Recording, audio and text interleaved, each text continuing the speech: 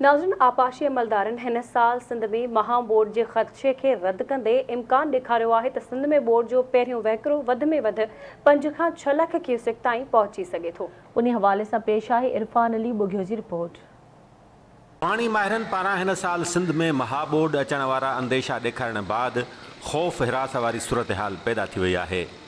सिंधु दरिया में मुसलसल चाढ़ जारी आहे, जॾहिं त पंजाब जे बैराजनि में लाथ अची रही आहे। उन हवाले सां सिंध जे आपाशी खाते मौजूदा सूरत हाल खे नज़र में रखंदे सिंध में महाबोड वारे ख़तरे खे रद्द करे छॾियो आहे। चीफ इंजीनियर कोटड़ी बैराज हाजी खान जमाली आवाज़ न्यूज़ सां ॻाल्हाईंदे चयो आहे त फ़िलहाल सिंध में महाबोड जो को ख़तरो न आहे।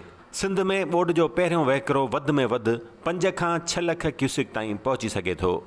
पहिरीं वेव जेका फ्लड जी जेका अचे थी पई दरियाए सिंध में तरबेला खां या काबुल खां अचे पई या पंजाब जे दरियानि खां,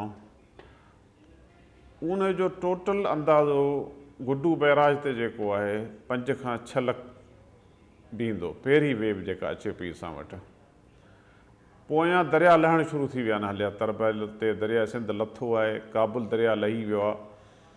त इन जो मक़सदु पहिरीं वेव जेका आहे हिन सीज़न जी मानसून जो फ्लड जो जेको वहिकिरो अचे थो पियो, उहो गुड्डू ते 5 खां 6 हूंदो। जेकॾहिं असां वटि बारिशूं सिंध में न पियूं ऐं कैनाल हलंदा रहिया त इहो वधि में वधि 3.5 4 ताईं कोटड़ी बैराज ताईं पहुचंदो। पर जेकॾहिं बारिशूं पइजी वियूं ऐं मंछर खां पाणी इज़ाफ़ी अची वियो त पोइ इहो वहिकिरो कोटड़ी ते बि 4.5 5 ताईं पहुची सघे थो। बाक़ी अॻिते छा थो थिए उहो रब साईं बहितर ॼाणे थो, ऐं अंदेशो ॾेखारे हिकिड़ो ख़ौफ़ पखेड़ियां इहो मुनासिबु कोन्हे। बाक़ी अॻे ख़ौफ़ न फैलाइजे त बहितर आहे।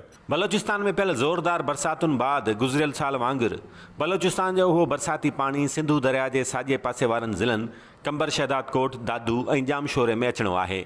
उन हवाले सां चीफ इंजीनियर कोटड़ी बैराज हाजी खान जमालीअ जो चवणु आहे त हिन साल सरकार भरपूर तयारी कई आहे।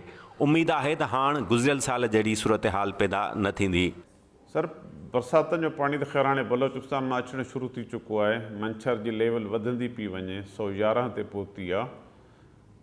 पर साल वारी पोज़ीशन न थींदी, छाकाणि त पर साल का बि तयारी कान्हे। ओचितो एतिरो पाणी अची वियो जेतिरो हिननि कॾहिं सोचियो बि कोन हो पोयां 50 सालनि में। उन जे करे नुक़सानु थी वियो तमामु घणो। हिन साल गवर्नमेंट जो पूरो फोकस आहे राइट बैंक ते। मशीनरी, माण्हू, डिप्लॉयमेंट हुननि ऑलरेडी करे छॾी आहे। यादि रहे त गॾियल क़ौमुनि हिन साल दुनिया जे जिन 20 मुल्कनि में ज़ोरदार बरसातुनि जी अॻकथी कई आहे, उन्हनि में पाकिस्तान बि शामिल आहे। पाणी माहिरनि ऐं आपाशी अमलदारनि जूं अॻकथियूं ऐं अंदेशा केतिरा दुरुस्त साबित थियनि था, उहो त वक़्तु ॿुधाईंदो। मौसमुनि ऐं आफ़तुनि जो इल्मु रगो रब साईं खे आहे। कैमरामैन यासिर कोराई सां गॾु इरफान अली बुघियो, आवाज़ न्यूज़, हैदराबाद।